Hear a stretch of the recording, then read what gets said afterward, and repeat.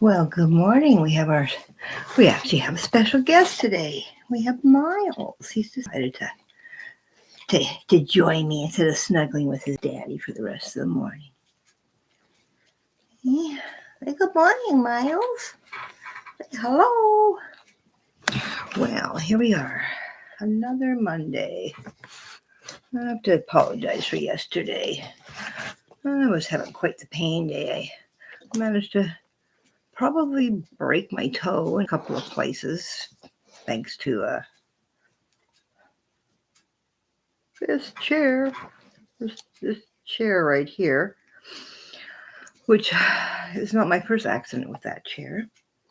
Well, hello, good morning. Oh, we have to have the morning kisses, but Mommy has cream on her face, so she doesn't want you to lick it off. She doesn't want you to lick it off. Well, hello. This is Miles.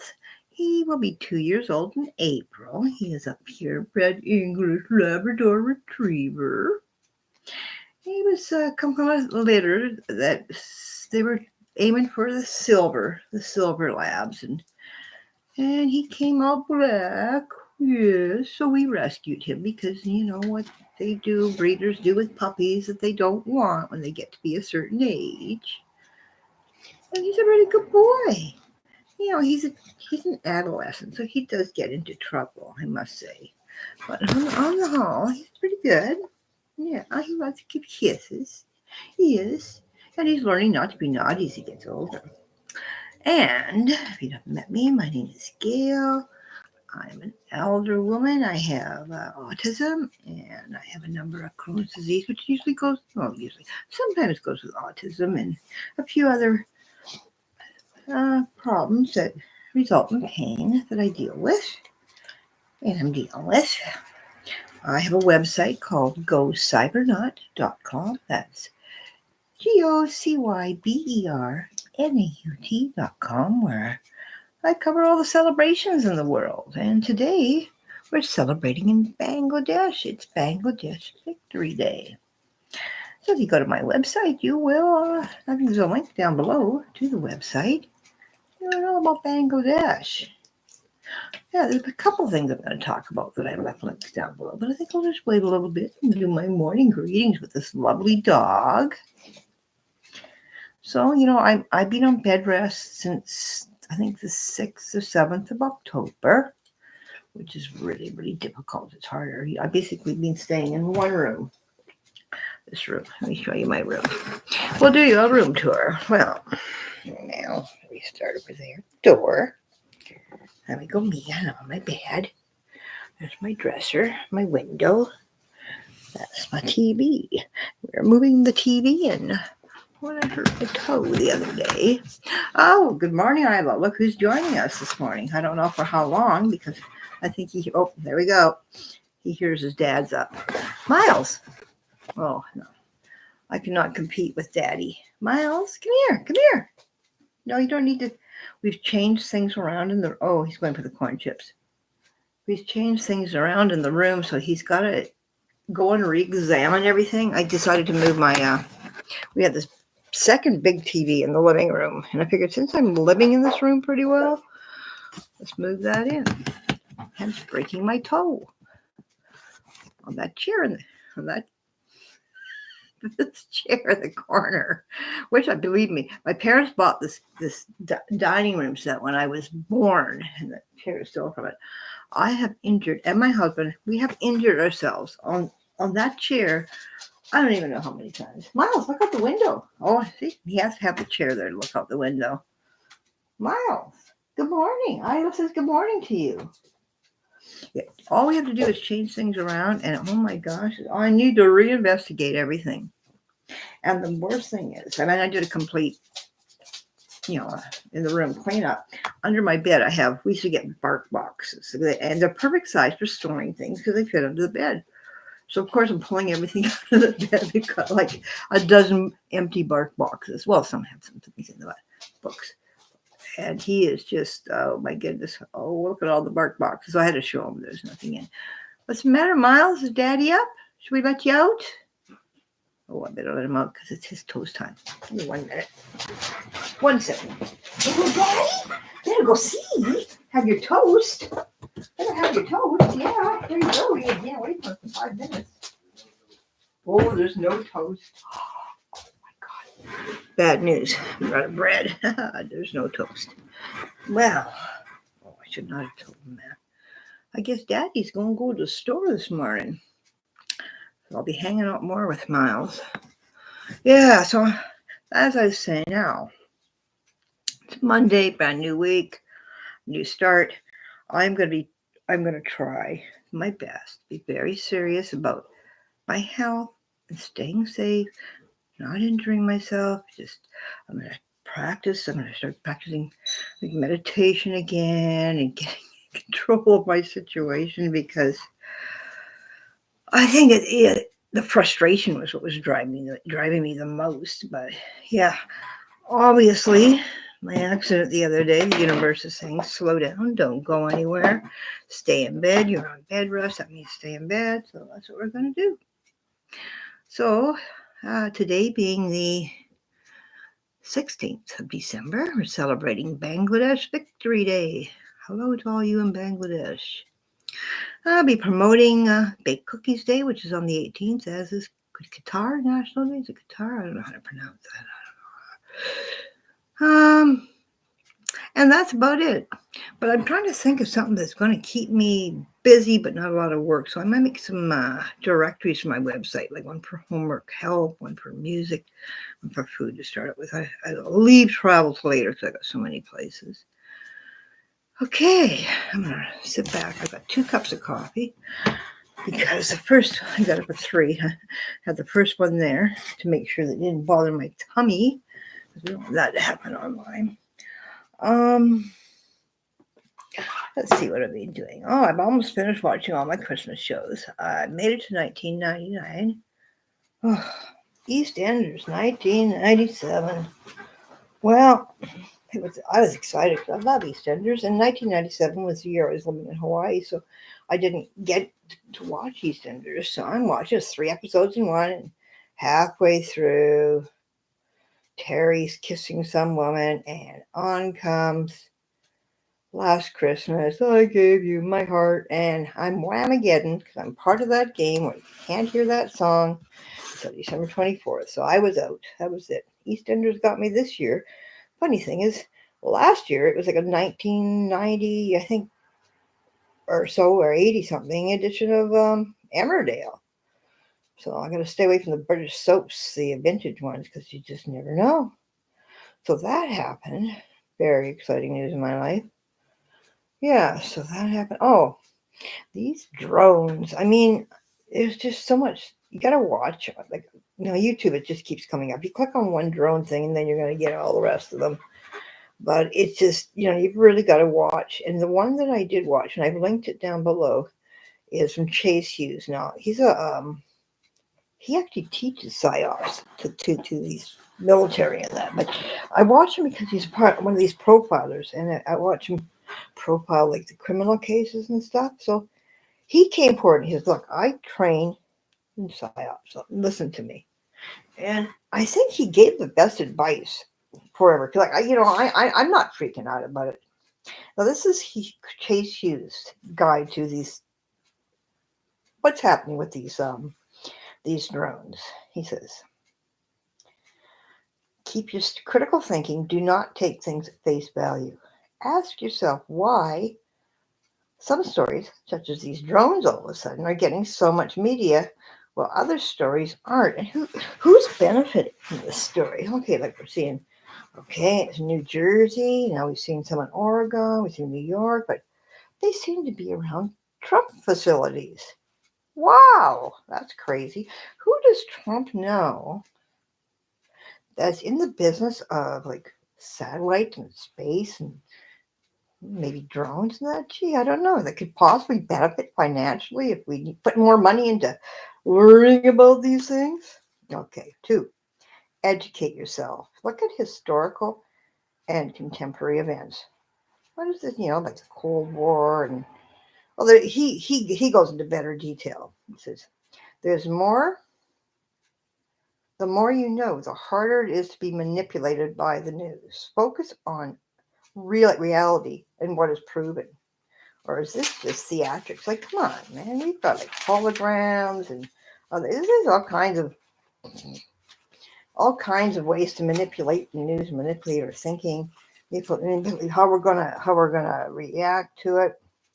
Okay, analyze the source. Is this which news? Are these like I say, Reuters, which is basically credible, or sensationalized, like these with National Enquirer type news, or TMZ, or a lot of times like Fox News even. You got to watch who's the source. Mainstream media, they just love to run with this stuff. So you really got to watch who you're listening to. It's a psyop. If that's what they're trying to do is prepare people to do whatever and control them. They rely on the sensational headlines. And what are we seeing with these drones? It's one sensational headline after another. And who owns the media that is reporting that? And what are their ties? Who are they tied with? What people, organizations, businesses? Okay. Question the timing, because sometimes this type of news or psyops is used to distract from bigger things. Like, is there something happening? Like, say, for instance, was there an election? Is there going to be a new government? What's happening new in the world right now or in New Jersey or the United States that they would need to start putting the fear of aliens, or not Earth aliens, because they're already putting the fear of Earth aliens, but from another place. Why are they doing this? Okay. Follow the narrative. Are multiple outlets saying the exact same story? Is it coordinated for that? Like a copy and paste using words like undeniable evidence. But you're hearing the same sort of little phrases over and over again. That's when you start to worry and get a little bit suspicious about why is this coming and where is it coming from. And also, these psyops rely on emotional triggers. They want to get you angry. They want to get you scared. They want to push your buttons. Just remember, focus, authority, tribe, emotion. They want to bring apart. Are they bringing apart fear, anger, amazement? What is it? What is the answer to all this? Is there evidence? If so, check the evidence. Are they anonymous sources or other like very vague claims, or this is like actually somebody you can trust, or even somebody with a name? Now, and most importantly, could all this be used by the government to change sort of government controls or justify new laws or sort of take away some rights, maybe, for the good of the whole? Analyze coverage patterns. Psyops will dominate and drown out other stories, like the real news. Real news exists with other news. Psyops is everything, everywhere. I think it is a bunch of BS, as this is proving. 7, look for follow-ups. Real news evolves with updates. The psyops fade once their purpose is done. It's just a distraction. Once they've gotten what they want, it's just going to die out and not be a story anymore. First of all, trust your gut, your instincts. Does it feel like real, or is it like a scripted? And then when you do that, back up what you feel. And what can you do to deal with, people are maybe being drawn into this stuff, or maybe you're being drawn into, whatever. Okay, cultivate critical thinking skills so you can spot the propaganda. How does the government report about it? Do they focus on fear, or do they offer solutions that give up freedoms or increase their power? We can do this, but we gotta change the laws about such and such and whatever, or or things that we do are no longer illegal or whatever. Like, who benefits from the narrative? What evidence is there? Why is it happening right now? All of a sudden, we've got all these drones. Like, why? The strengthening fear tactics is the number one way to control people. Why are people being told to be afraid? Why are people getting that narrative to be suspicious and whatever this is, it can't be a good thing. Drones got to be bad. Got to be aliens. Got to be from other planets. Got to be here to take over. Whatever. And so I'll stay grounded, protect your mindset, and help others stay calm. And he also suggested, he said, if you want to learn more about this, but he says it might keep you up at night, to Google Project Bluebeam.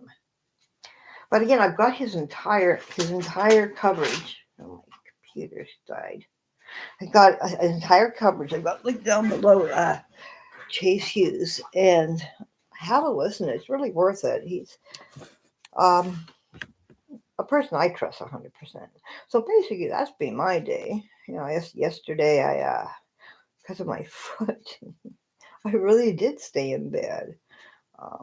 Managed to finish up. Yep, all the Christmas. Had to go through maybe a few I missed, but yeah, that's it.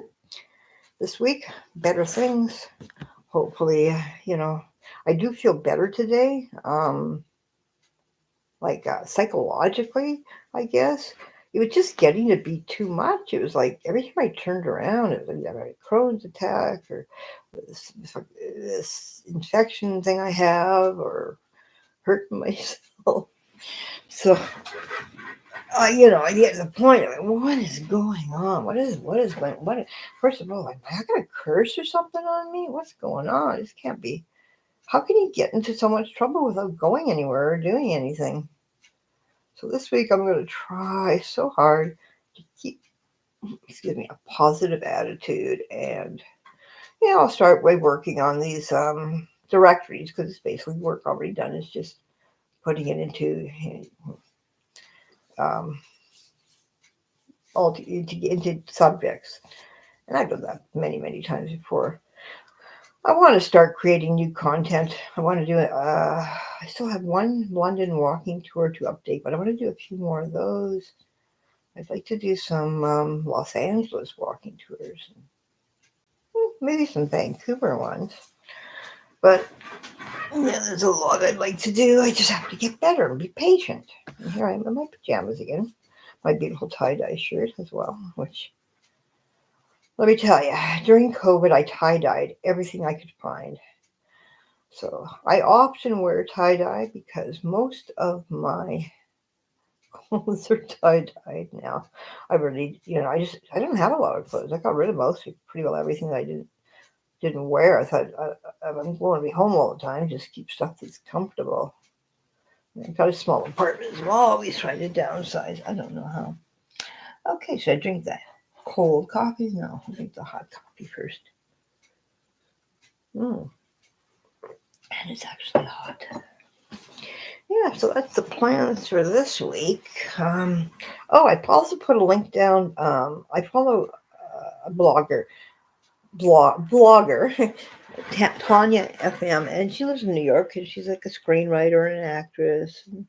And I started following her. Like, what happened was I was so sad over I lost my dog. One day I couldn't take it anymore. It was last January, and I Googled heartbroken or something, and she came back, and her husband had just told her that he wanted to live on his own now, type thing. So basically get out. So it's been a journey through the grief of losing this relationship, but also, seeing her through life and all the struggles of life now as a newly single woman, and watching her.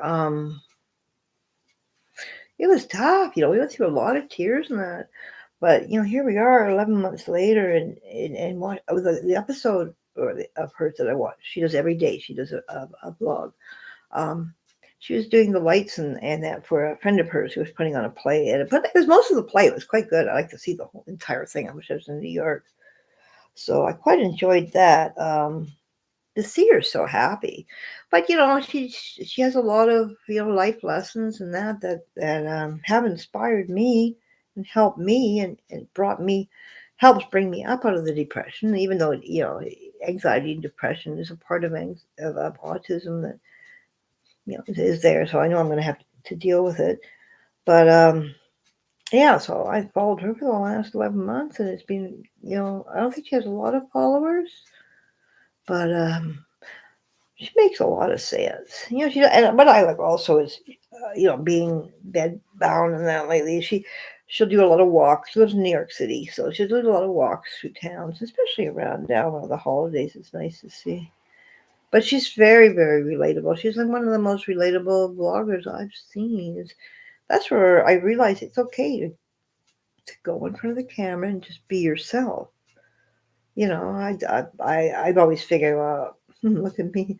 Well, I don't have all this fancy makeup and I'm not young and all this stuff. I'm going to get judged, blah, blah, blah. But, to see her come on and bare her soul over and over and over again and go through so much. I mean, I look forward every day. That's the first thing I do. And if it goes up before I go to bed, it's the last thing I do is watch her vlog. Sometimes it's the last thing and the first thing because you know when you're tired, you don't get it all. But yeah, so I watched her this morning, and yeah, it was 45-minute blog, but I sure enjoyed that play. It was a lot of fun. It was quite funny, and to watch her use all that equipment she's never used before. And it's given, she's written a screenplay, and it's given her the confidence now to move forward with that.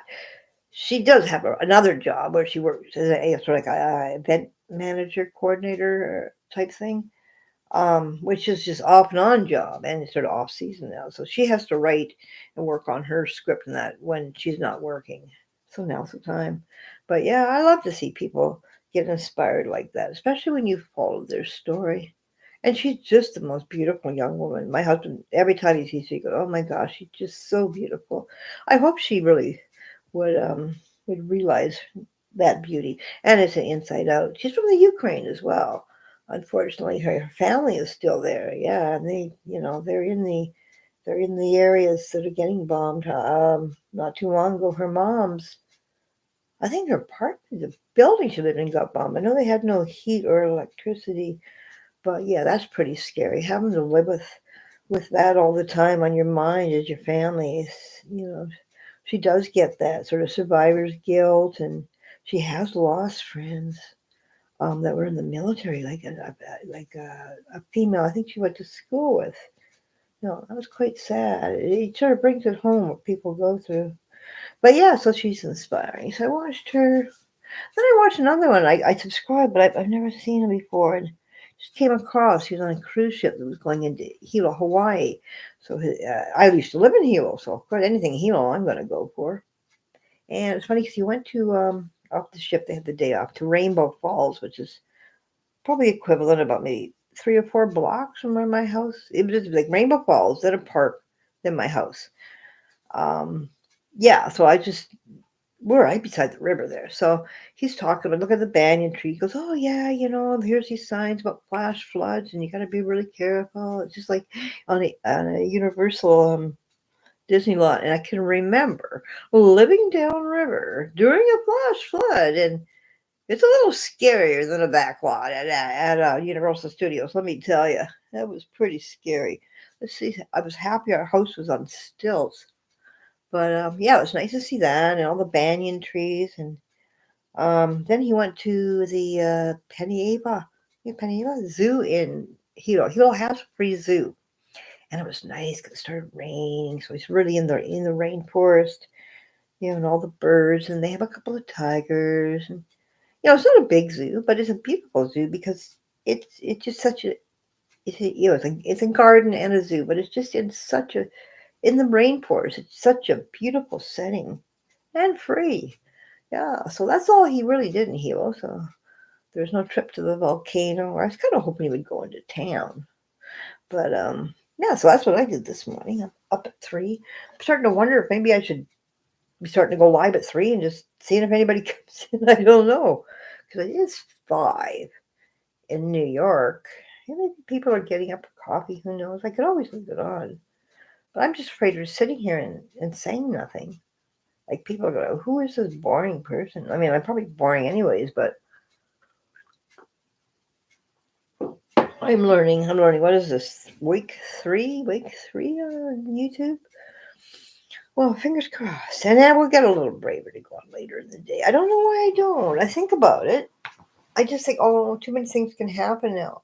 Like, I love the nighttime. The reason I love the nighttime is because very little can happen. People aren't here. I mean, no one's going to disturb us. And, fire alarm hopefully won't go off. My whole constant fear is the fire alarm going off because I can't get out because I can't take my dog down. He won't go downstairs.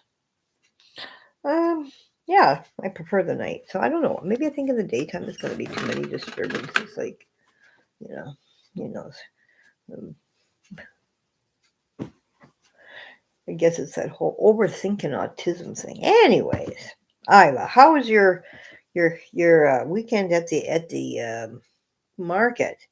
It was a beautiful day yesterday. Hopefully, a lot of people came out.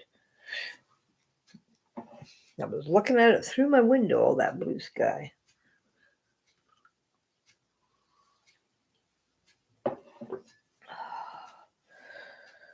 Oh boy! Well, I'm a chattered this morning. So yeah, so you can see I'm from this side of the bed because my computer, my laptop, is now in the corner over there, playing on my TV. Oh, my TV is reflecting in that stereo set there, which I don't use. I just got all my equipment for editing video, except for the program apparently. Should I want to get back to do that?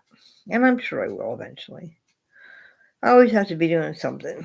It's slow and sad, but good on yesterday. Yeah, yesterday was nice. Saturday was pretty stormy. I wonder if those people stayed home.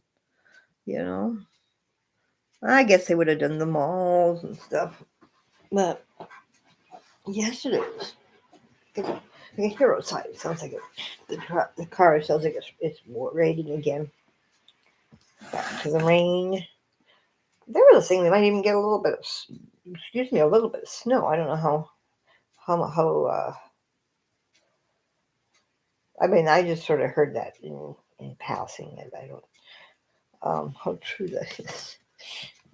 I wouldn't mind a little bit of snow after my husband comes back from the store because it'd be difficult with him. There's a little shopping cart in the snow. Oh, I can't get comfortable. I don't want the thing is, I don't want to get a sore neck. I'm not supposed to sit up. I need to drink my coffee. I can't do that laying down. I'm going to spill it all over myself. So, yeah, I think that was all my notes for yesterday. For today. Yep. Oh, I think I got 190 pages spidered in Google Mail. So that's going well. Boy, that was a long time coming. Working on that. Oh, there's a lot of hoops too. I've got there's a lot of hoops to jump through running a website. I tell ya, it's not the fun part. I just want to create. I don't want to have to worry about all this other stuff. Good morning, David. Wow, hello, you lucky. I wonder. There's a painting that my uncle gave me. My uncle passed away and left me a bunch of paintings. One is Mina Loy. She was a poet in New York, the avant-garde. Mina Loy, and very, very famous as a poet. Great life story. But as a painting, there's only a few, and I just happen to have one. I don't even know what to do with it. I think it needs to be restored a little bit, but I'd really like to donate it to something. Yeah, she was just that Googler, Mina Loy. I could see the story of her. Let's see if I can find her on my other computer. I have to search for her then. I can't get up. But yeah, she was a poet, and really for her time, she was like a feminist. And we're talking at the turn of the century and during the Depression and all that. And she never sold out. It's when all the other artists friends made it big and famous that she went down, lived with the homeless in the Bowery and continued painting. She was very eccentric. Um, she married this guy who was a wrestler, and somehow when they were on their honeymoon or something, or they were on a trip in Mexico, he mysteriously disappeared, never to be seen again. And so, yeah, she's got a crazy story. Um, but the painting, even if you could Google, I'm going to Google it. Oh, I can't. Can I Google? No, I can't. You Google her name. Let me do it. Minaloy. Minaloy. British artist and writer. If you hit on images, there actually is. Oh, there's not a picture. That paint is, but Loy painting. There's a picture of that painting in my painting. There used to be. I don't see it now. Oh, anyways, let's see. Let's just go to. And it's a lesson on Mina Loy this morning. But yeah, she was remarkable. Here we go. Let's read about her on Wikipedia. Mina Loy was a British-born artist, writer, poet, playwright, novelist, designer of lamps, and bohemian. She was the last of the first generation modernists. Oh, the one I did is Cubism, the painting I have to achieve posthumous recognition. Her poetry is admired by T.S. Eliot, Ezra Pound, William Carlos Williams, Basil Bunting, Gertrude Stein, who was a good friend of hers, by the way. And she has a painting in the Guggenheim, Peggy Guggenheim, apparently. This last one. Among others. As stated by Nicholas Fox Weber in the New York Times, this brave soul had the courage and wit to be original. Mina Loy may never be more than vaguely familiar name, a passing satellite, but at least she sparked from the orbit of her own choosing. And I it's really strange because I think probably my Auntie Carrie was one that bought this painting because she very much sounds like she would have been a companion, Let's see what's going on. Oh, she's got this long story in early life, education. She studied in Germany and Paris, and she was in Paris from 1903 to 1906, where she got married for the first time. And she lived in Florence, Italy. In 1914, she wrote her Feminist Manifesto, a galvanizing polemic against the subordinate position of women in society. The short text remained unpublished in Loy's lifetime. And you can imagine that, 1914, to be writing a feminist manifesto. The weird thing is, she was with all these artists of her time, I can't even remember, the Salon group, and she was the female. But, okay.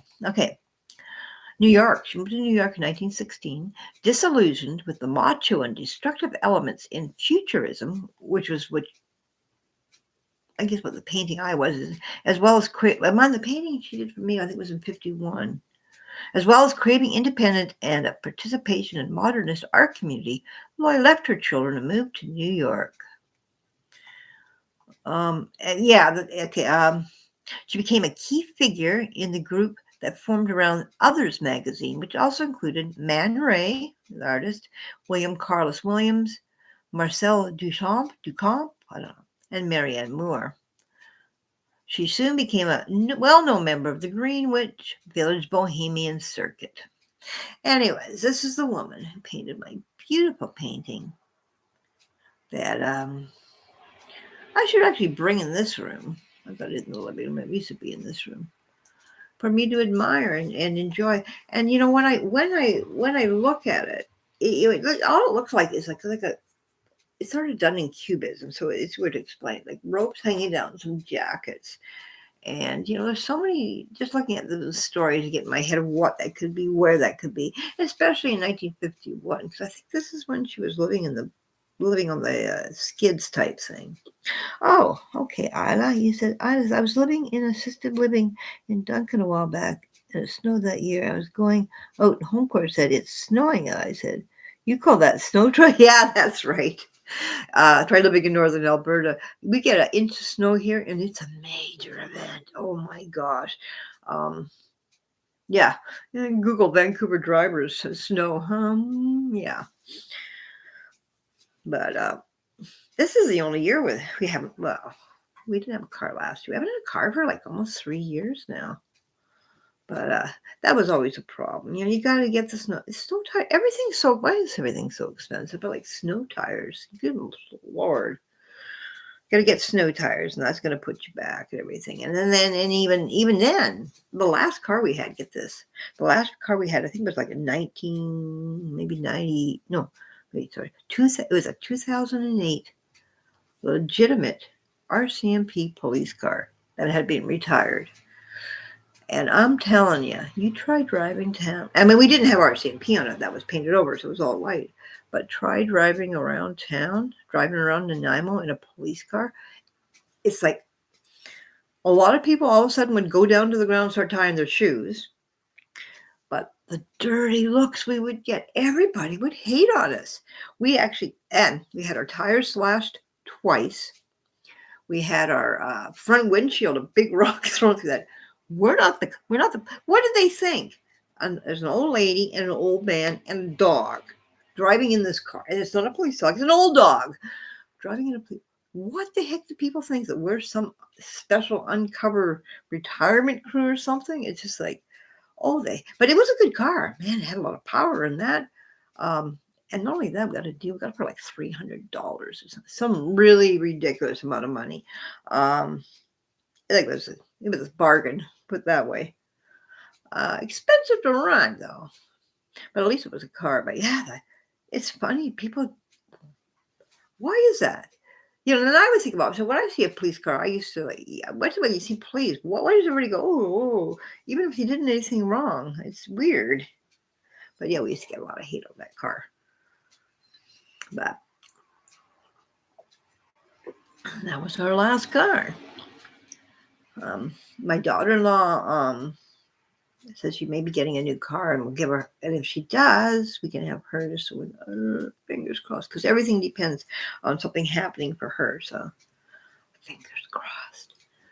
And not only that, then we've got to come up with the operating cost, mind you. I mean, my husband's got a really good driving record in that, so the insurance won't be a heck of a lot. That's a nice car too. It's a little a Nissan. I don't even know what year or anything. Yeah, fingers crossed. Boy, that would make a difference in our life. I just want to be able to take, we used to take Lucy to the river. She ruled the river. We used to go to a part in the river, and it's like, because dogs are allowed on the Nanaimo River. But she would corral everybody where they belonged. Okay, you family with your children, you go here because you have children and it's safer. You with the dogs over here. And we used to go we had a little inner tube. So we would go across a little, not very far, little area to a little tiny island. So we'd be on the island. Every now and then she'd go back over to what we call Flat Rock, and she'd make sure everybody was in their place. So everybody knew her.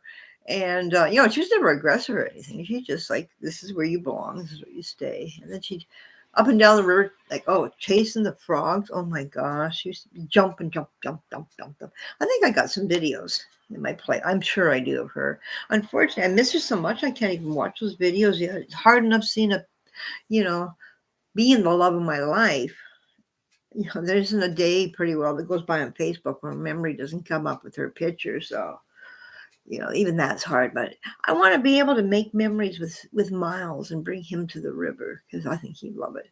I know he's terrified. He is terrified of the bath. Oh my gosh. We've only given him one bath. We've had him over a year because they say bathtub, and that's what is it with labs and rain and baths? They're labs. They're born to be in water. But I'd like to take him down there and be able to have him to have the freedom just to run and play. And other things. This is a big island. I like to come down to Victoria. I haven't been to Victoria in a dozen years at least. I like to go up island. I like to go to Tofino. I don't want to go to the mainland. That's too expensive. And I've seen everything I need to see in the mainland. But yeah, so fingers crossed that'll open up a whole new.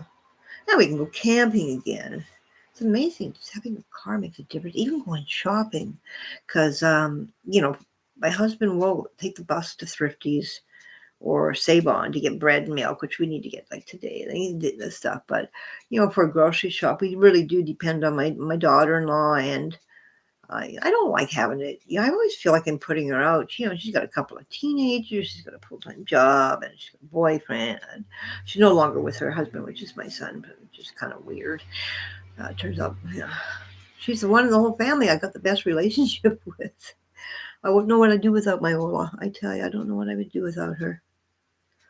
She's originally from Poland, and she's done quite well. She's been here for maybe 16, 17 years now. 2 beautiful children, my grandchildren, a grandson and a granddaughter. And yeah, so fingers crossed for a car, please. Makes such a difference. This Google thing, hopefully the Google thing will work, and people will start finding my website, and right now basically pretty well the shopping is just I've just made books available from Amazon. But the thing is, you go into Amazon and order one thing. I think it is for 2 weeks. Anything they would order, I would get commission for. So I used to do quite well. When I was doing toys and collectibles for kids at About to Come, I was selling like over $10,000-$20,000 of toys every Christmas season. But then I had the traffic. They were able to market me and stuff. So it's possible. Please. And once I do get the traffic, I do have other advertisers. I'm not putting them in as much right now. Maybe one at the end of the road. First of all, I don't want a lot of advertising. I would like just 1 or 2 targeted ads. So maybe add 1 more to each page. But once traffic goes up, hopefully people will shop there too. And because that's the only way I'm gonna make money. My TV's gonna turn off in 1 minute. Give me 1 minute so I can turn my TV back on, because it's giving me a lot of light. Just excuse me for a minute. I shall return.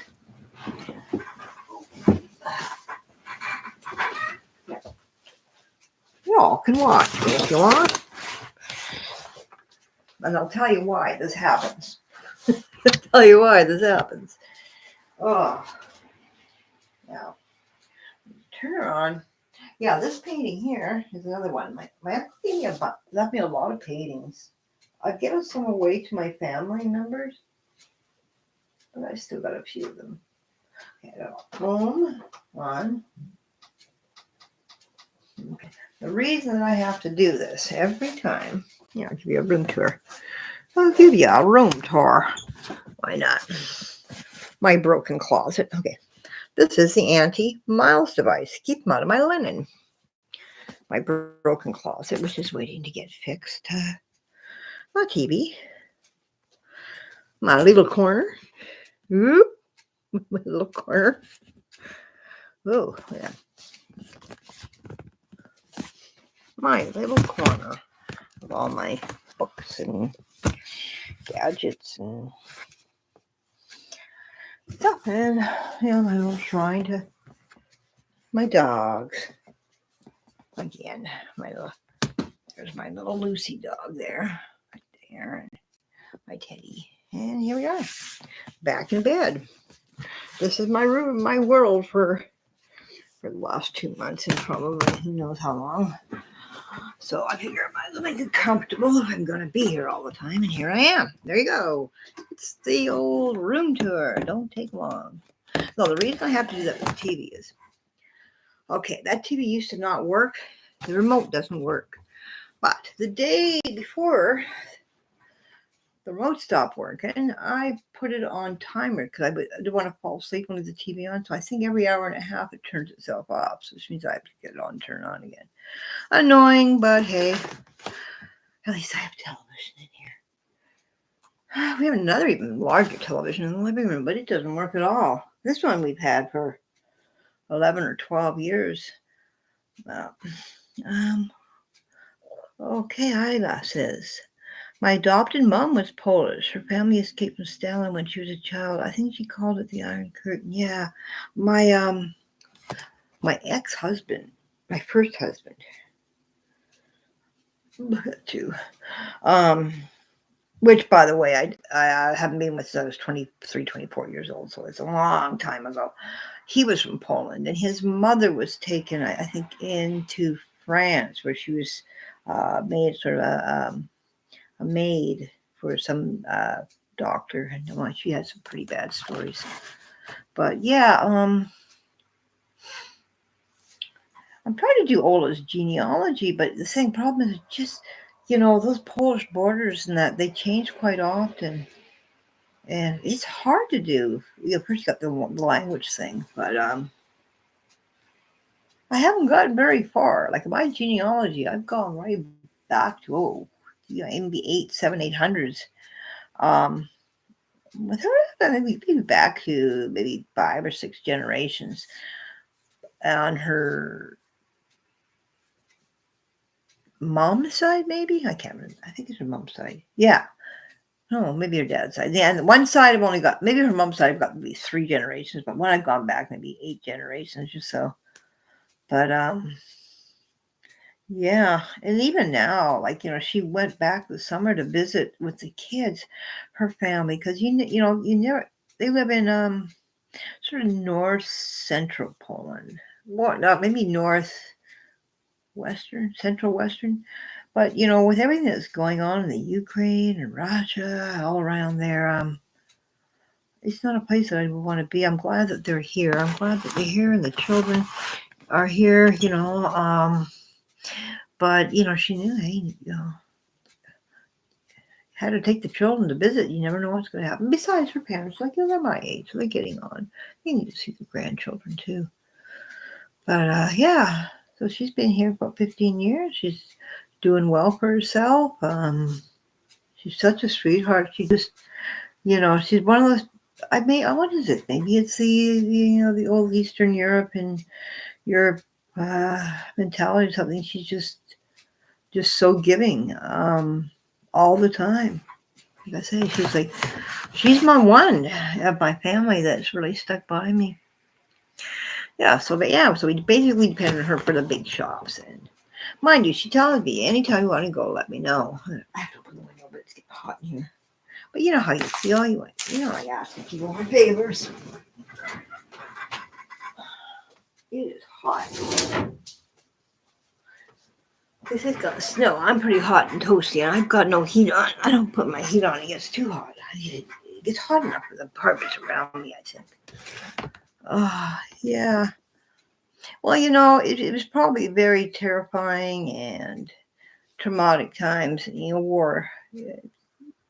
Not something that people want to relive through.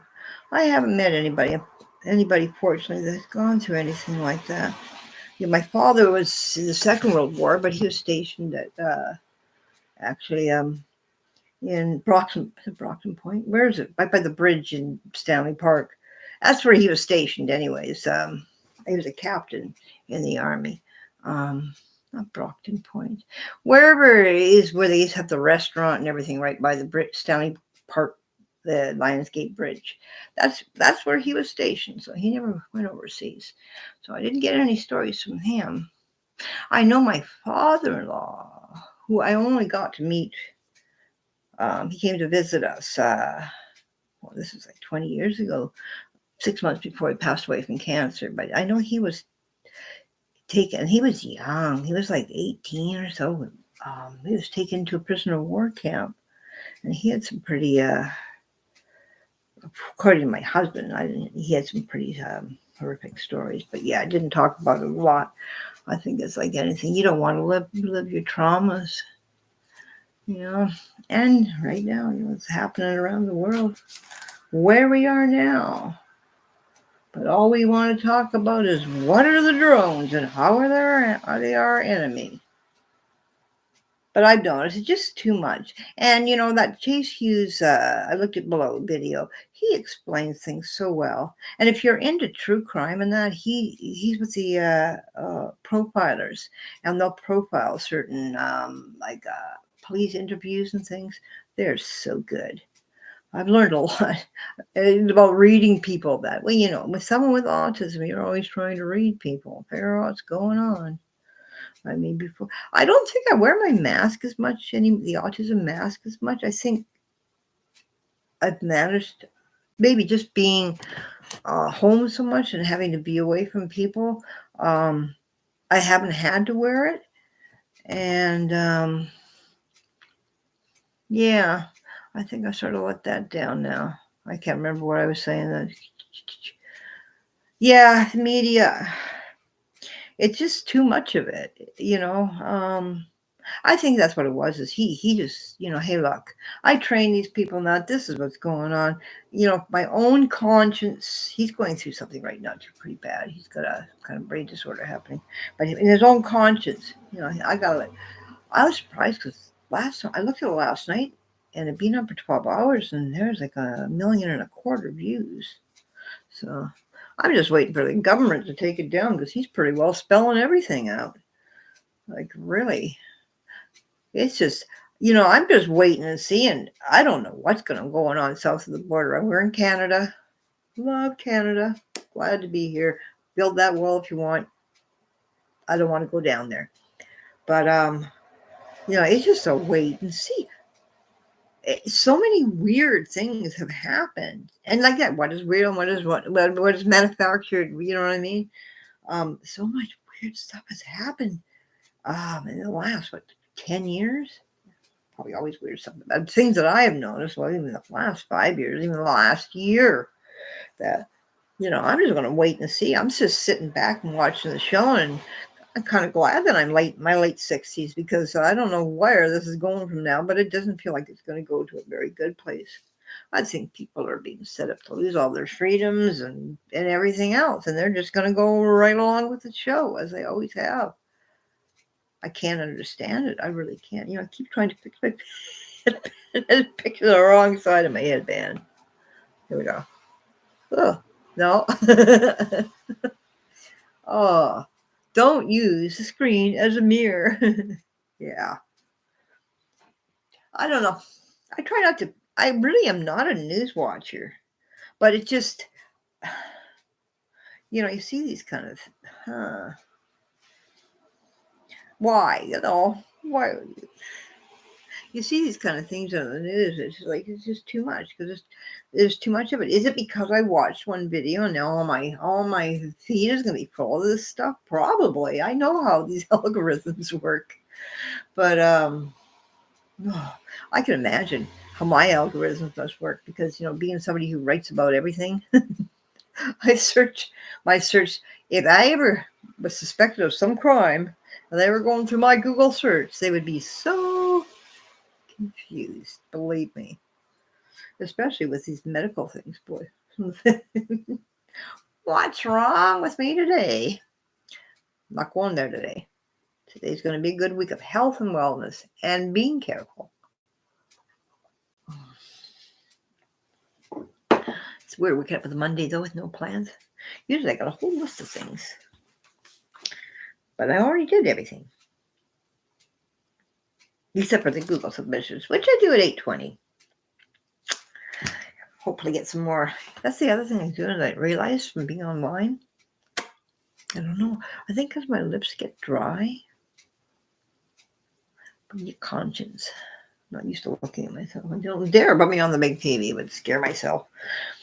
Let's see. Probably Miles coming in here for a while. Miles is getting better in here. He's when he has to stay in here, he lays down now, but he does get anxious. He does not like his daddy going away from him. Yeah, there's a lot of propaganda. It's funny, I've been watching all these 20th century holiday shows, and some of them I've left the commercials in, and some are just complete commercials. And it's interesting watching how we've been marketed to over the years. Yeah. I don't even watch. People like my husband will say, "Did you see this commercial about whatever?" I just, for some reason, learned to tune them right out. I don't even see them unless it's something I like. And here's another odd thing too: is I do watch a lot of British TV through my by VPN, and I like British commercials. They're always so much better. They're entertaining. What's up with that? I can't even remember a Canadian commercial.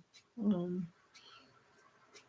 and I mean, like, what I'll do when I do watch bloggers that I admire, and I know this is how they're making a living, I will let the commercial play through, but I'll go. That's when I'm off doing something else. You know what I mean? I'm not paying attention. I don't know why. I guess it's just learning out. It's just you just learn to tune them out. Yeah. Yeah, so a day of no big plans. I don't know. I'll have YouTube going.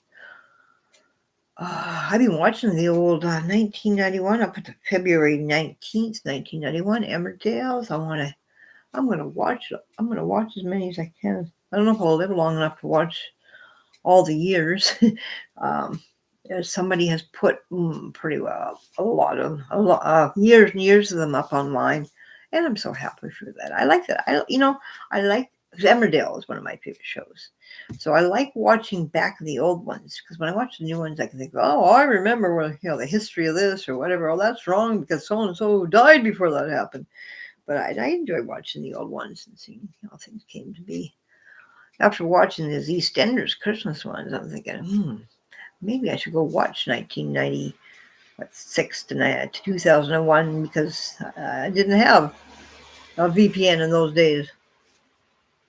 Yeah, so that's pretty about my guilty pleasure, EastEnders and Emmerdale. I used to watch The Doctors, and that was on for like 20 years or something. And I started watching them, maybe 2 months ago, and guess what? It was the end of the series. I'm like, well, how did I get into something else? And it's no more. Yeah, they canceled it. Yeah, it was a BBC show. I like British soaps. The American ones seemed too Hollywoodized for me. There was too much. Everybody was rich, and you know, everybody was hair was perfect and that. I find I used to watch Coronation Street. I got out of watching Coronation Street though a long time ago when Roy's wife, I can't remember what his name is, Haley. When Haley passed away, it hurt my heart so bad I couldn't watch the show. I stopped watching when she's going through her pancreatic cancer because it was hurting my heart, and I just never went back. Uh, you got the free trial on Amazon Prime. Had to buy a cot as the old air. Okay. So you got the free trial. I found, okay, when you have Amazon Prime, now I think it's $100 a year. So they don't charge you for shipping after that. So since I order a lot, I mean, I order weekly. Yesterday I ordered 2 boxes of my coffee. It's the only place I can get my coffee. That $100 pays for itself. And having the Prime shows is a lot of fun too. I know a lot are on the other channels you subscribe to. Like I subscribe to the BritBox. Because I do like British shows. And we subscribe to Sportsnet because my husband watches hockey, and it has baseball and everything else too. But I find the Amazon Prime, just not having to pay for the shipping, and that means, and make sure you order through Canada, Amazon Canada, or else you pay duty and everything else. It's funny how things we order from Amazon.com are so much more expensive than Amazon Canada, because you're paying for all that duty and everything. But I find that it's worth it. Unexpectedly, of course, this month, the Amazon Prime payment came by, and I'd forgotten about it. So I had to come up with the extra $100, which I did. No problem. But it's well worth it. Because like I say, I order weekly probably. Like if I needed zinc oxide. Well, if I need zinc oxide, I'm not going down to London Drugs. And I think in the end it was about $2 cheaper. I would have paid to London Drugs anyways. I know my coffee's cheaper. I price checking. Yeah, like most of the everyday things that I order. I mean, we order toilet paper and paper towels, and I can't get out, so I order everything. And that's the thing. I've got Prime now in here. Though I have the TV in here, I'm gonna just check some more of the Prime shows too. I've been pretty well sticking just to BitBox lately. Oh, no, I forgot what I was going to say. Oh, dear. Yeah. Oh, air mattress. Yeah. Oh, we have an air mattress for camping. I can imagine how I did after 3 years in the cupboard. But yeah, I find to do a lot of shopping there, and it just and books. It just I'm finding it's cheaper. I did try ordering online from Walmart. It didn't work out. Customer service didn't exist. I've never had a problem with Amazon. I know people who have had things not delivered or delivered to the wrong address, and Amazon, they're really good at take care of that. I don't know how it is returns. I've never returned anything. What I like is like things you buy all the time, like say toilet paper. I mean, we order toilet paper because first of all, get a better deal, but also, when you've got a shopping cart, you got to go shopping. That cart's going to take toilet paper. There's be nothing left. But if you order, say all the time, they'll say, hey, if you order this every so many weeks or 2 months or whatever you do, we'll give you a discounted price. And so that's what I do. And it automatically comes, say every 6 weeks. Don't even have to remember it. I automatically get my with that discount. So, that works out. But I've learned that I thought, okay, I'm on bed rest. This is going to be great. I'm not going to spend any money. Got to kink it out. It's going to be great. But no, you got this wrong with you. So you need to order this. And you need to order that. I'm spending just as much money on stuff for my illness and my disabilities and my accidents and everything. When I thought, oh, bed rest, don't have to spend any money. But I think I really am saving in Amazon. And you save that time too, especially like I have to travel by bus and say I wanted to go to the mall. Well, I'm going to take 2 buses and it's going to take an hour each way. And I'm going to have all this stuff. And then I'm going to have to lug it home. And I never really, like I would order off of Amazon. Like for instance, this book here that I wanted to get, about that case that I did the research for. Found it on Amazon used, and I wouldn't be able to get that anywhere else. But it was only recently when I've had to depend on it and realize it's just easier. And the coffee thing, because I like this coffee. This is a coffee, but it's got a hint of coconut in it. I can get a hint of coconut. Well, yeah, I can, but I can get it at London Drugs, but it'll cost me twice as much. Mind you, that isn't Hawaiian. The stuff at London Drugs is Hawaiian, but this is made in Canada. So, win-win for Canada. I'm going to try as best as I can to support Canadian companies. I know I sell through Amazon. I'm probably a lot of American-made stuff there. I can't help that. That's my only way I make a living. But Amazon Canada, I don't know. I don't know what's going to happen with all these tariffs. Gee, I tell you. All I know is the 25% tariff that Trump is putting on they're going to be paying the 25% more. But then we said, okay, well, we'll put a 25% tariff on American stuff. But it doesn't matter either way. Canadian need our help right now. Let's buy Canadian. Yes, because we don't know where things are going south of the border. All I'm saying is, I'm glad I'm not there. I have a few friends there that I wish weren't there. One which I've offered to, hey, come up here. You got a place with me if it gets too hard. But she's going to stick it out there in California. So we'll see. I just, what do? We sit back and watch because we know it's going to be mayhem. It's not going to be easy. I mean, that's the whole idea is it could be anything. They could do anything. But I do think that they're going to really concentrate in really removing a lot of freedoms, putting in new laws and things. Oh, Isla says, I order my own groceries from Save-On Foods Delivery because it's hard to bring groceries home in yeah, it is. Electric wheelchair. Thrifty Foods doesn't accept your Visa debit online. What do they charge at Save-On Foods? I used to go, what's that? That delivery service. Instacart. Bad experience with Instacart. There was some stuff. I don't think I ever got an order where something wasn't missing. People were so rude. One guy, he freaked out on me because he says to me, "You better give me a good rating because that's all I got. They don't pay me enough to do the job." And he's yelling at me, eh? So my husband comes out and he's helping him take things out of the trunk, which we shouldn't even have to carry the stuff. And also my husband just, "What are you talking about? You're going to get the worst review in your life." And he was just, this guy was abusive, eh? Like he was really, like he was threatening my husband, like. So yeah, that happened. We had one, maybe 2 or 3 good delivery people, but most of the time, oh my gosh. And when, like for instance, I'm going to make stew. Everything arrives, including twice as much stewing meat as I actually ordered, except for the carrots and the potatoes. Well, who can make stew without carrot and potatoes? And it was just like, to get that stuff, and I'm making it today, to get that stuff delivered that day, holy cow. So yeah, that's how we got in debt a lot, because all these other charges they charged us, oh my gosh. Yeah. But yeah, to save on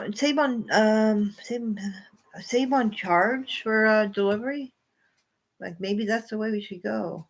My husband likes to go and do the shopping. He gets these big packages. I don't know. They're $10, and it's like diced potatoes, diced carrots, diced onions, and diced either bacon or little steak pieces. And he gets that from Save on $10 for this big bag. It's a lot of meals.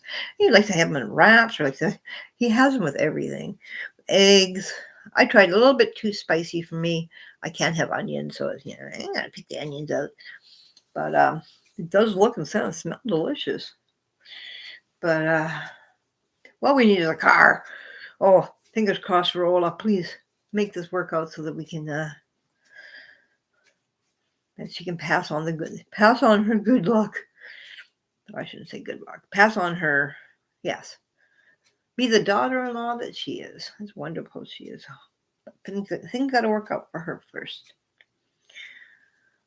Oh, okay, they do. Okay, I'll have to check that out. But you know what? I think he kind of likes, like in the morning. This morning he'll go to Thrifty. He likes to go because he likes to get the specialty artisan bread for like $2. He's getting deals, $2 off and $1 off, and then he comes, hey, look, I saved $12, which is good, and it does get him out. I mean, if he didn't have to go grocery shopping, he probably wouldn't go anywhere like me. Wow, I've been sitting here and my back hasn't even hurt me. Not right now. Ooh. These little stretches out. Yeah, so I get those in. I think it's payday coming up really soon. Let me check. Get paid early, but we gotta go longer this month. But hopefully we got the GST. I'm waiting for True to say, "Oh, we gave you that saving on the GST, so you don't get your GST check." And I'm depending on that.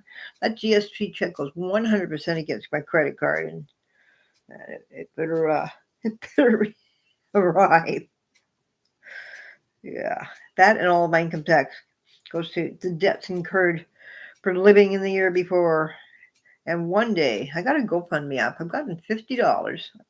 I'm $15,000 in debt. So, but every cent counts, and that goes directly into my. I have a special account, which is for my credit cards and that. Okay, let's see. CPP dates 2024. Yeah, we gotta go a long time. And then into February's income tax. Yay! Okay, 2024. December 20th. Ooh, so that's in 4 days. 4 days. Okay, I can handle that. I'll pay my bills when I'm broke again. But my bills will be paid. Yeah, I bet you do miss your brother. Oh, I thought PWD was last Wednesday. So I guess, yeah, so what did I say? We're around the same time. I'm the 20th, it's the 16th, 4th. I'm Thursday, Friday. Going to be a busy day. Problem is, everything coming early is we gotta go so much longer in January. Last January, oh my gosh, I was so much worried. There's like my overdraft was being recalled, and everything was coming in at once. And thank goodness, December 18th is my second youngest son's birthday. Yeah, I think, what did I say? It was the 20th? Whatever, it's still got to last 6 weeks. That's what I'm thinking, But yeah, no, pay my bills. Got my bus pass paid for a year. That's already paid. Don't have to deal with that. Knock on wood, not with a wood. I don't think I have any extra bills this month. Cable, rent, insurance, phone. Ooh, I have to check my hydro. I always pay my hydro. I pay half of what I think it's going to be because it's every 2 months. But now that we're on all these paperless bills, I just pay everything all at once. I know I got to pay, and because it's too hard to have to, too stressful. But one of these days, he said I didn't have this debt. I would have an extra $300. Oh, no more than that. I would have an extra $600. I pay $600 to my credit cards every month. Can you imagine? I would have an extra $600 a month. I mean, I'd be able to eat properly. Oh, fingers crossed we win the lottery, but I need to get a ticket first. It doesn't take much. If I could just get this website going, it's not out of the question. Just want to get this debt paid off. That's my main focus in life. 2025, please. I don't know how I'm going to do it, but I'm sure going to try. It's not easy being poor, I tell you. Jeez. Struggle. See, there's always been a struggle, too. Must be something in my life lessons I got to go without. I mean, I'm not without people. I have a roof over my head. I got pretty lights. I funked this probably one of a kind poster here of James Brown. And I got my dog. I got my husband. I got everything I need. I got friends. Isla, you're my friend. You come by every morning. Keep me company. I have some other friends that might be coming. I have a friend that I've known for 40 years. And she's been babysitting her grandson. He's a year and a half, so she hasn't been able to come. And she's in Ontario, so I'm hoping she'll stop by. Sent a message to her. Yeah. Actually, I have another friend, David, too, from out there. I hope he does. I haven't heard back from him. He was like a brother to me. It's funny, all my really old good friends are so far away. Well, because I was in Toronto when my first marriage from 1976 to 1982.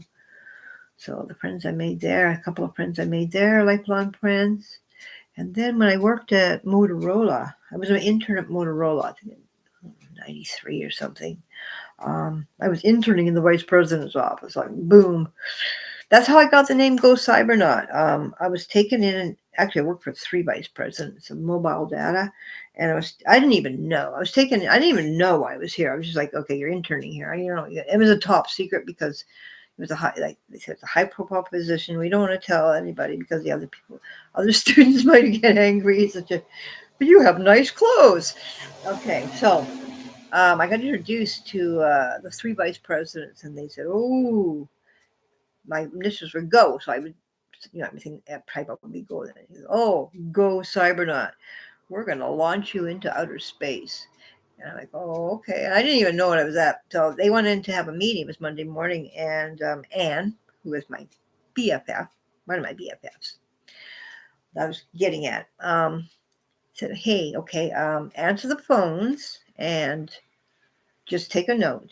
Because I don't know where I'm doing. I don't even know what this business is at this point. And here's a press release. You need to do this press release. And the press release was about the this new satellite system. What was it called? It's the very first satellite system. I can't remember. It's on the tip of my tongue. Let's see. I need to search for it. It was about these going to be, I think, 60 satellites put out, and how this was. It was like the very first for the internet. Motorized satellite. What was it called? Ooh. Here, I wrote the press release. I can't remember what it was called. Anyways, I wrote this press release about these satellites were going to be sent out in this open Iridium. It's called the Iridium system. So I did this, and I typed it all. And that's how I learned it. Ooh. I'm in a pretty crazy job. How did I get this job? How am I in? And then the phone calls came. I started realizing, how am I in the vice president? How am I an intern?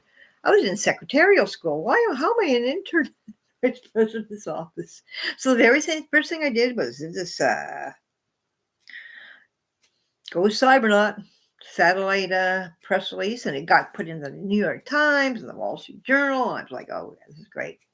So Anne and I turned out we were like of the same mind. We are soul sisters. We will always be soul sisters.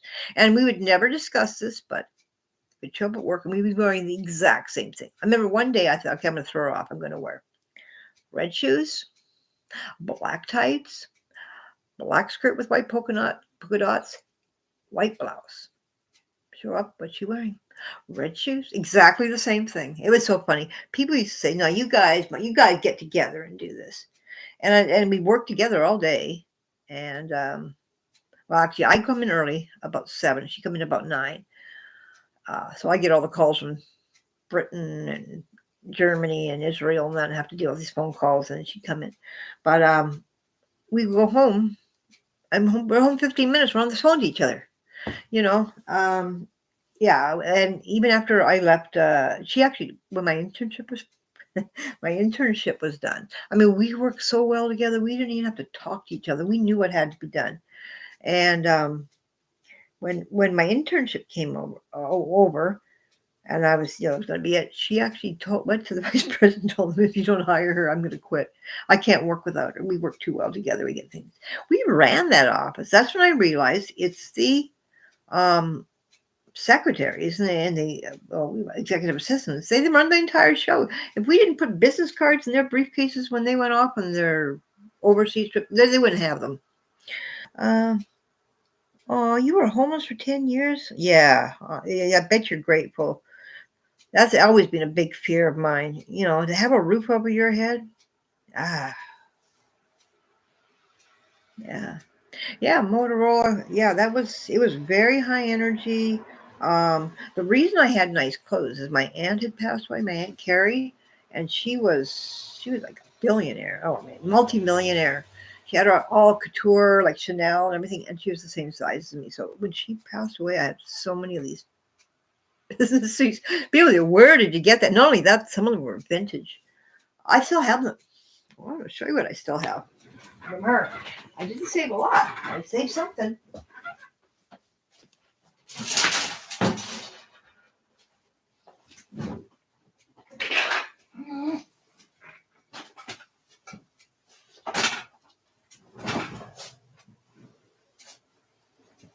Okay.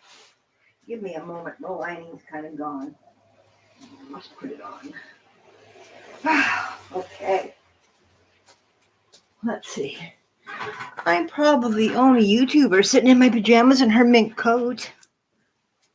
1956 pure mink. So this is the kind of stuff that I inherited from my. Oh my God, it's comfortable. Woo! And don't worry, it's not. I haven't killed any animals for this. These minks have been gone for over 60 years. But yeah, I think I love my hair. So this is one thing I saved. Oh my gosh, it's so comfortable. Woo, I could sleep in this. But I had nice clothes, so that's why I got put in that position. But what happened, and I did really well at what I did. What happened is in August, I'm take it off, it's too hot. In August, I Glenn Brownlee, who was the major general manager and vice president, he went up to his cabin north of Ottawa for the summer. Bob, he went to the Jersey Shore because these people all came from Chicago. The company Motorola had just bought another company and sort of taken over the same time I came in. So everybody figured I was with them from Chicago, which I wasn't. He went to Chicago. And the third one, who was the vice president of marketing, he went off on holiday somewhere. And Anne went to visit her family in Nova Scotia. And I was in charge of the entire office. This entire mobile data division was under my care. I mean, if I had a problem, I could call her, I'm sure. Usually it went pretty well. Well, it went pretty well until I got the news from Boynton Beach. And we're talking like one of the real top guys from Motorola. Bob's phoned me. Oh, okay. We are taking over. I can't remember what they're called. The power dogs, we call them. I can't even remember. They were taking over our division, but this was a secret and nobody could know. So I had to do all this work for everybody was coming. All the big wigs and everything were all coming to Vancouver. So I had to get this all ready, and I'm talking to the guy, the woman, the secretary or the administrative assistant of this guy, and we got it all. And I'm trying to get a hold of my people who I cannot, except for Anne. Anne just kept saying, "Don't worry about it. Don't worry about it." So they're all heading on the plane from Chicago, where they are, and one of my bosses on the same plane. He's like, "What the heck is Bob Growney and all these people on the plane?" I said, "Well, because they're coming here. They're taking over our company. They're taking over our division. They're paging, I don't know, and wireless, something, power dogs, they call themselves anyways." So he goes, oh, well, you know that presentation I did last month? Can you go and print it all out and put it in a binder for me so I got something? So I said, okay. So all these people arrive. I mean, there's a lot, dozens, a few dozen. And when any other executives are in town, I do all their mail and phone calls too. So I've got all these other people on me now, and I'm by myself. And you know, I gave Bob his presentation. That was good. And I'm taking everybody's phone calls and that, and they've all got their name tags. So I've got piles, whatever. And I get a phone call, and it's from Chicago, and it's like, well, we need you. And I was told, whatever you do not disturb this meeting in the whatever it is, the big meeting room with a big table. A hurricane has hit Boynton Beach, but I need you to let nobody know that we think everybody's places are okay, but if they're not, we're going to take care of them.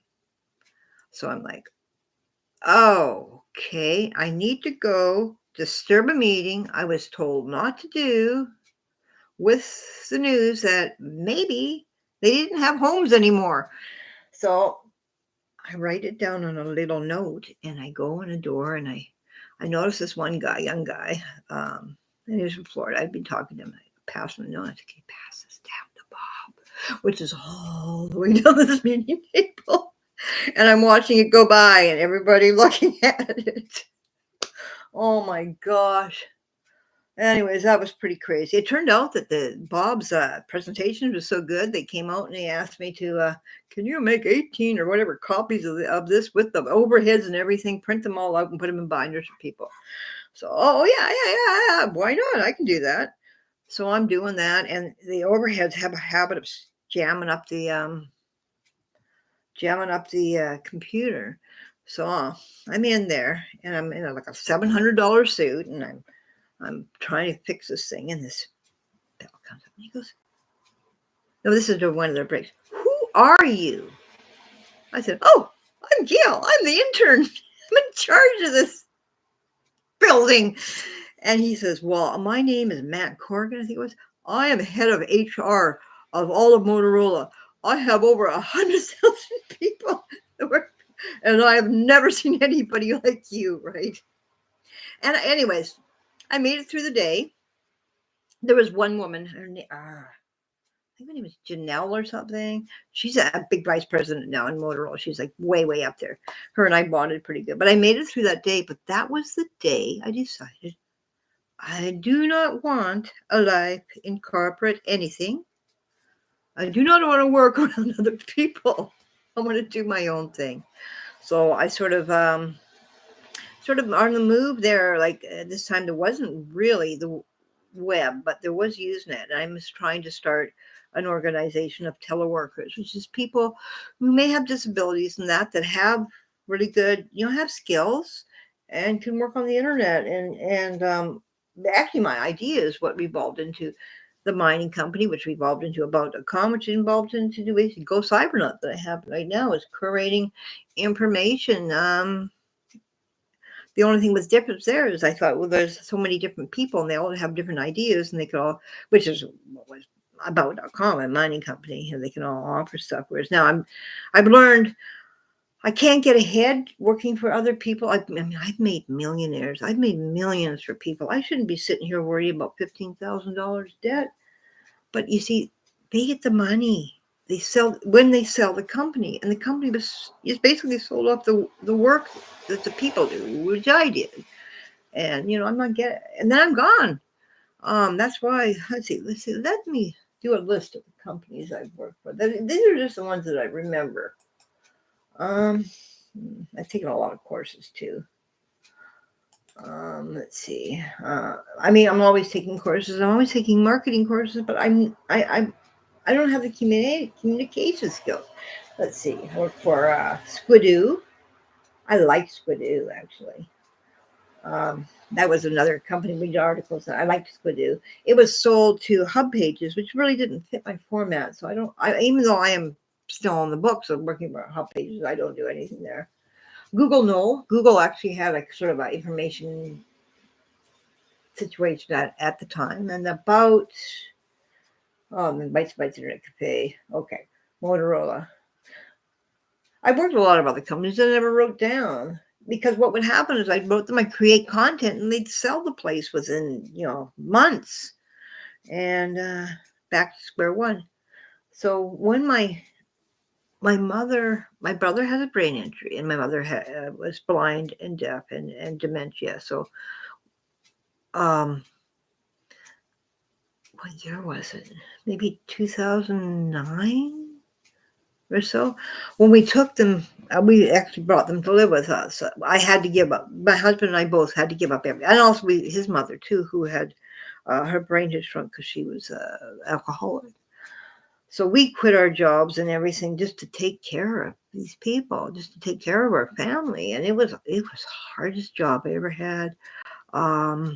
My brother, not only did he have no short-term memory, but he was developmentally maybe 11 or 12 years old, but he also had schizophrenia, right?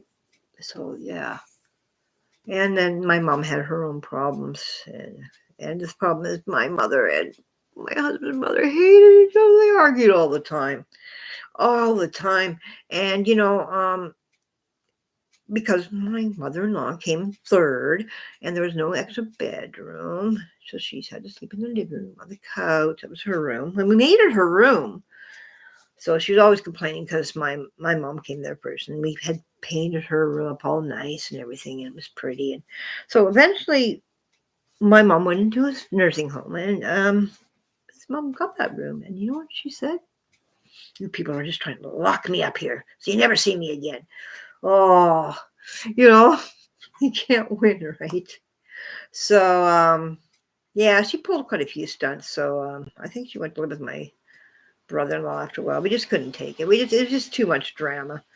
Gary, we got into Brock finally. He was hard because at 4 a.m., 4 p.m., for some reason, he would get a suitcase and had to go somewhere. So, one night at 4 a.m., the dog was up. He had went out and he had fallen into it snowed in the snowbank. And thank goodness we found him, like face first. But, we had to put extra locks on. It was hard. But, yeah, he loved Brock Farney when he got in there. But, he had a bad gallbladder. And he kept saying pain. So we called the ambulance, and they finally said to us, "Stop calling us to get him back into bed. We're not." And I'm like, "No, there's something else wrong." So finally, they took him to the hospital. And the thing is, since he had the brain injury, they were concentrating. Okay, he's got schizophrenia. They're just making this all up. So took him to the hospital. I get a phone call. They said, "If you don't come and get him now, we're going to leave him in a wheelchair on the curb." This is what the hospital told me, Richmond General Hospital or whatever it is. So we went and got it. It turned out he had a really bad gallbladder. He had it out afterwards. He was really sick. But once we got him into the hospital for that, and people learned our story, they found him a place at Brock Farney. I think it's where the old Chauncey Hospital used to be in Vancouver. And he was really happy there. He loved the nurses. He's a very friendly guy. But that was the hardest job. So we quit our jobs that was probably 2 years we went through that. And then, It was just, yeah, they should get a caregiver income. It was, we would have, the thing is, we had the nurses come once a week, but basically all she would do is sit down and watch TV. That was it. She'd sit down and watch TV, that's it. So there was really no point. But when the social worker knew, she says, "This is, you should not be looking after 3 people with these problems." And eventually, my husband's mother did get into a nursing home too. But and also she was like, what is it? She's like one of those narcissistic people, where she liked to play people against each other and just cause drama all the time. And yeah, she causes a lot of grief in our lives, but I mean, what do you do? She's family, right? But yeah, so that was that was the end of my career until then I did a bit, after my mother and my brother were settled.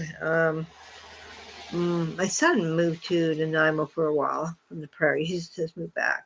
So I spent a lot of time over there babysitting my grandchildren. They were like an infant and a preschooler at the time. And yeah, I just really didn't do too much. Did a bit of gardening and that. And then one day, it was during the pandemic. My granddaughter, Ola, my lovely daughter, her daughter, said to me, "Grandma, how come you don't do content anymore?" And I said, "Really, I don't know. I like to do content. And, I've tie-dyed everything in my house. I need a new hobby. I've done all the jigsaw puzzles. Well, maybe I'll start that again." And so I did. And I found that I really needed to do it. When I went into therapy, I learned that was all part of my autism, categorizing things and putting them together. And I was told, you keep doing this because this is your therapy. And I was glad to hear that. So that's why I have a hard time being on bed rest. Like I'm sitting up. Gosh, that's good news. I haven't been able to sit. So I'm just dying to get back to it. I've got lots of ideas. I have created, I did look, it was like 630 pages. So there's enough stuff for me just to maintain. But I like creating new stuff because I learn about new things by doing that. And I find it exciting. I look forward to it. So here I am creating content once again, still making no money, hoping for a better 2025. Maybe that'll be the year, but it's all down to marketing. Marketing, I think, one, because I can't, getting out there and speaking for myself and promoting myself, right? Chapped lips, dry lips. Marketing and also money. I mean, I did pay, do the Facebook where you paid and the Google where you paid. It didn't make any difference. You got to be able to throw a lot of money. And I guess, people take in investors. I don't want to do that because then I'm going to be in the same situation I've always been, where I'm creating content for someone else and they have a say in what I like to be able to create content that I want, on a whim, my own timetable. And so either, at least I'm creating the content and I want people to get it. I think we're up to how many countries? I've reached how many countries? Let's see, in December, because I do have it, you can translate to all these languages, 52 countries. So, I'm glad to get to these people. I just want to be able to share the knowledge, share the information, and just make life easier for people on the internet. And that should be enough. God, I shouldn't have to worry about cash, but we all, I guess, are worrying about cash. And back I go down the rabbit hole of depressing factors. So I'm looking forward to a new year of creating content about new things that I'm going to discover. And I have a mink coat. I can say that. It is warm though. When I went to the prairies to visit my son, it was like 50 below or something, and that kept me warm. But the funny thing is, my granddaughter at the time was maybe 5, and she used to pet me like a cat. Oh, Mammy, you're so soft. I can see why it is soft. I wonder how Benjamin Miles would freak out about it. I mean, anything new in the room, he notices right away. This thing, I'm not gonna let him get it because I might not get it back again. Jeez, he'll think it's a fan. But I don't know if I have anything else that I saved from her. I think that's the only thing. But I had some really beautiful clothes. Oh, I had this. I got married in it actually. Very soft, like brushed suede, very pale yellow suit. That was one of my favorites. But yeah, like couture, like hands Chanel, and yeah. So my clothes got me the job in that case. Oh, I used to hate the phones. That's another thing I have, and I know that's what autism. I hate phones. Hate phones. I will not make phone calls. Do not talk on the phone. But those phones. I worked for, first of all, Motorola is a phone company. I could not transfer a call. I could not transfer a call without losing the person, and I would have to, like Bob, the vice president from Chicago. I would have to hit the glass office, and I could see might have to wait. Come here, come and transfer this call to your phone for me. But I hated that. And also the other thing is, I would go early in the morning, 7. So I would get all the early, like people are waiting from Germany and Israel. And that the head of what's it, Deutsche Post, the head of the whole telecom system. Oh my gosh, he was hard to deal with. But I would get the phone calls, and especially the Israeli names, I would say, "Oh, okay, who is it? God, can you spell your name first, last name last? Because you never know, right?" And the information. And for the first 2 hours until I got there, I would be spinning. I would forget to turn the light on in the office, and I would go into the building with my notepad because I know all these people from Europe and Israel and around the world, other part of the world, were sitting waiting to get a hold of me so they could go home. But what I did, my lists again, is I built a database of everybody, and I had spreadsheet. But their wife's name, their kid's name, their birthday, what they like, what they didn't like, whatever. Any information I can get on them. So when I talk to them, I know you. Michael Dell, Michael Dell Computers. He used to phone me to get people's zip codes and phone numbers and stuff because he knew I had them, right? Michael Dell and I became quite friendly, actually, during this time. And the people at Industrial Light and Magic and Apple. Oh, Isla says it's hard to go out to a paranormal investigations content in an electric wheelchair. I want to have people come on my YouTube channel as guests and share. Yeah, I guess it is hard. I know now, especially as I get it is hard to go out. Yeah, it would be interesting too. When you have people's pure experiences that they had. And by the way, I don't know if it's because of my foot, what I did with my foot the other day, but I couldn't really concentrate on trying to see if I can get my lights flash off. No, what I was thinking, I have these little labs here, and sometimes their lights go on because it's from the sun, it's solar. Sometimes their lights go on randomly, and sometimes they don't. And I don't know why. They're never in the sunlight, but all of a sudden one of the lights will go on. But as far as, the ones that go around the room, they go off and on to sound anyways. But I was thinking about this one here. Oh, that's what this one here by this slow snow globe underneath my elbow. There's a snow globe. I was thinking of that light. Yeah, like even my paranormal stories, they're just things that really just happened that you couldn't explain away. And I'm telling you, I'm a pretty skeptical person. I think that also goes with my autism. I'm very black and white about show me the proof type thing. But when I think other things that happen to me, I know things do happen. Yeah, it could be a loved one thing. Right? Got my little shrine here in the corner, right there in the corner here. My mom's picture, my little Lucy angel statues, and a little angel. The praying hands, actually, Anne, when she moved back to Nova Scotia 20 years ago, her son had carved them. She forgot them. She says, whatever you do, don't throw out those carved hands. I want to have them back. So I've had them sitting for 20-something years, these praying hands. Yes. Mm-hmm. But I'm pretty skeptical. But the thing is, when you see something happen, you feel something happen, you can't explain it. I mean, really, I do feel a lot. Your brother, Isla says it could be a loved one saying hi. Yes, so like I have my brother's floor lamp, and it flickers a lot when we talk about him. Yeah, I do feel, my Lucy, I have a little stuff, my stuffy.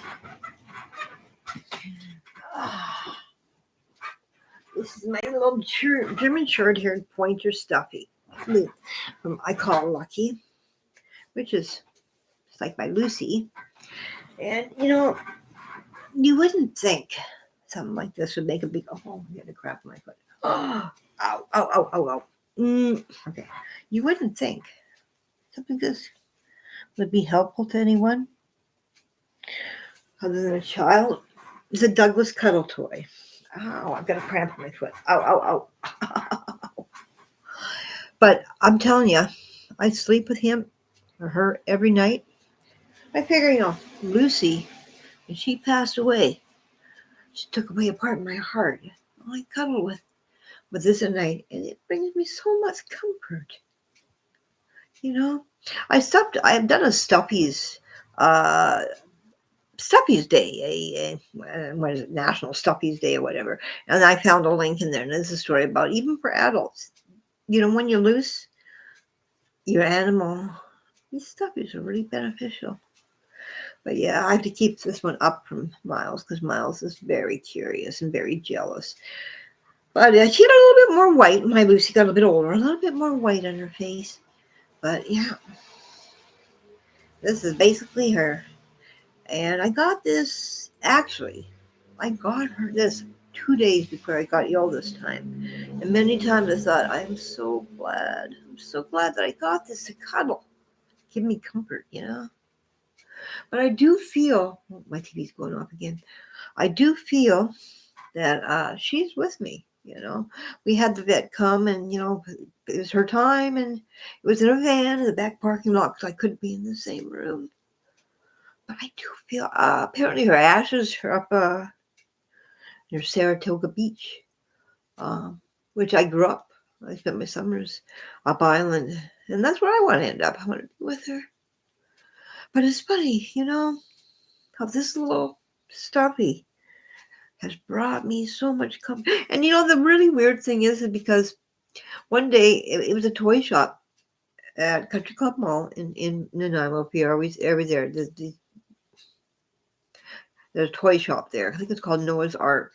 And I knew they had stuffies, and my TV went out so it's darker. I went in to look to see if they had them. I said, do you have German short-hair pointer? And she said, no, we can order one. Might take a while. And I told her what had happened, how much I'd missed Lucy. So it took 2 months. But when I went to pick her up, they didn't charge me. And that's so kind, They knew that in my grief, I needed this. She didn't even charge me. And, this isn't a store I've ever even bought anything in before. So Noah's Ark, if you're in Nanaimo looking for toys, I'm going to go buy a jigsaw puzzle, even if I don't do it. I mean, I got a whole cupboard of jigsaw puzzles I don't do. Because I don't have room to do them. But Noah's Ark, they're so kind. They're so kind. And I've thought, this last illness, there was a couple. I was really sick near the beginning, like the Thanksgiving. I didn't think I was going to live. I really didn't think I was going to make it. There's been 3 points in the last 2 months. I really didn't think. And I think just having this to cuddle made so much difference, Yeah. Oh, I'm gonna put Lucy back, my mink back, and get to work on my on my categories. Oh boy, a few tears to my mind. Had a lot of dogs. I think it was because I was disabled. She was my companion dog. But yeah, I feel her with me all the time. Just know, she's just here, right? I don't know if this helps, but boy, it sure makes me feel better.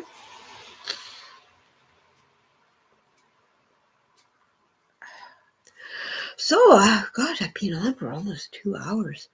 There's a new record, eh? Well, I think I'm gonna pop off, and oh, guess what? One more thing. GeoGuessr this week.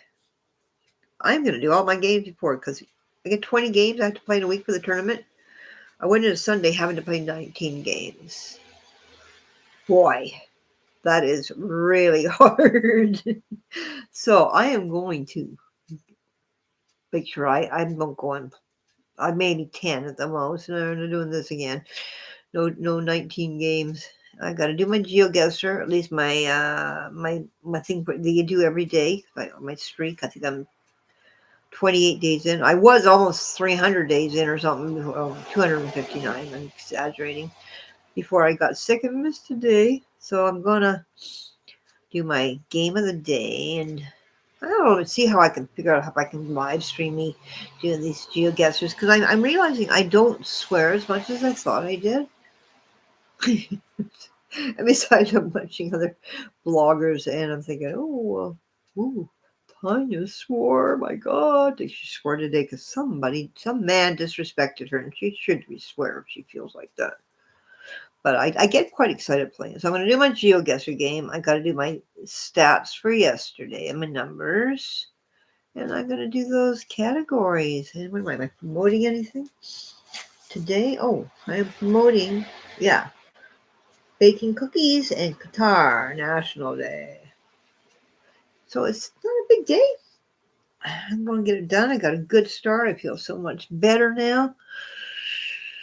And other than when Miles goes, maybe I'll watch some TV with Miles. I don't know. Maybe we'll go live with Miles again.